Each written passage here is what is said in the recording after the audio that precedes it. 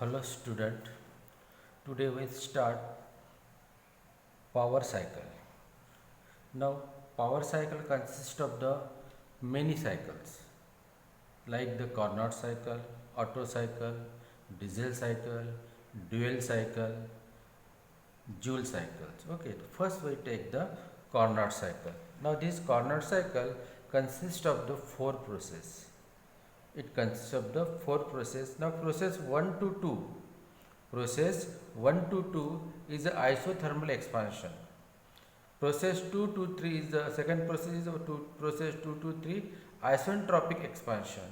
Third process is the process 3 to 4 isothermal compressions. And fourth process is the 4 to 1 isentropic compressions.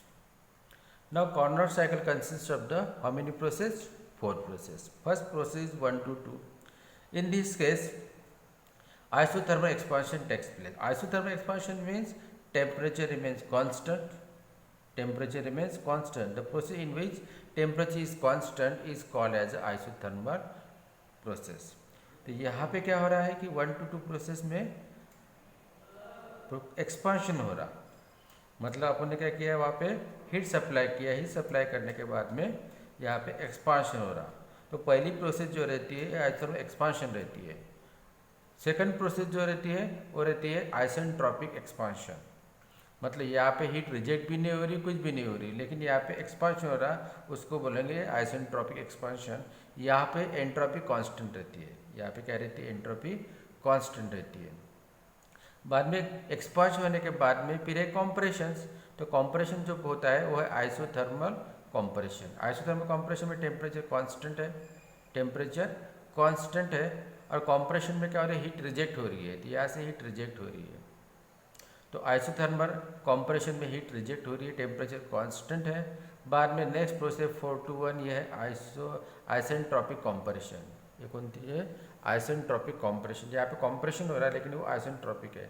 Isentropic mean entropy कैसी, entropy कैसी है? Constant.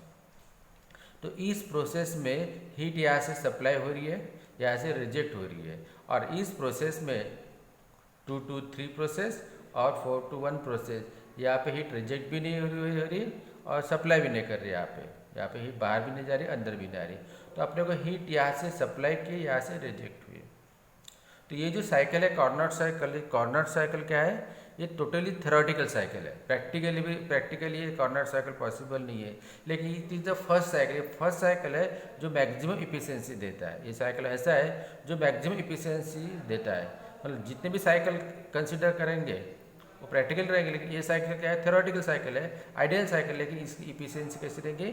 Maximum रहेंगी. तो इसकी efficiency निकालने के लिए अपने को फार्मूला कौन सा है? Work done upon output upon efficiency. मतलब क्या होता है? Output upon input. आउटपुट में क्या रहेंगे? Heat supplied. आउटपुट में क्या रहेंगे? Work done upon heat supplied. तो वर्क डन रहता है heat supplied minus of the heat rejected divide by the heat supplied. तो कैलकुलेशन करने के बाद में अपने को कार्नोट इफिशिएंसी मिलती है TH minus of TL divide by the TH. TH मतलब high temperature minus low temperature divide by the high temperature. इस फार्मूला से अपन कार्नोट इफिशिएंसी आराम से निकाल सकते हैं. तो इस प्रकार से कार्नोट साइकिल जो है प्योरली थ्योरेटिकल साइकिल है, आइडियल साइकिल है, ठीक है. लेकिन ये साइकिल जो है ये मैक्सिमम इफिशिएंसी देता है. तो maximum which cycle gives the maximum efficiency? Carnot cycle gives the maximum efficiency. इसमें 4 प्रोसेस आपको पता है. कौन सी प्रोसेस? फर्स्ट 1 to 2 प्रोसेस कौन सी है? Isothermal expansion. 2 to 3 प्रोसेस कौन सी है? Isentropic expansion. 3 to 4 प्रोसेस कौन सी है? Isothermal compression. एंड 4 to 1 कौन सी है? Isentropic compression. तो 1 to 2 कैसे है?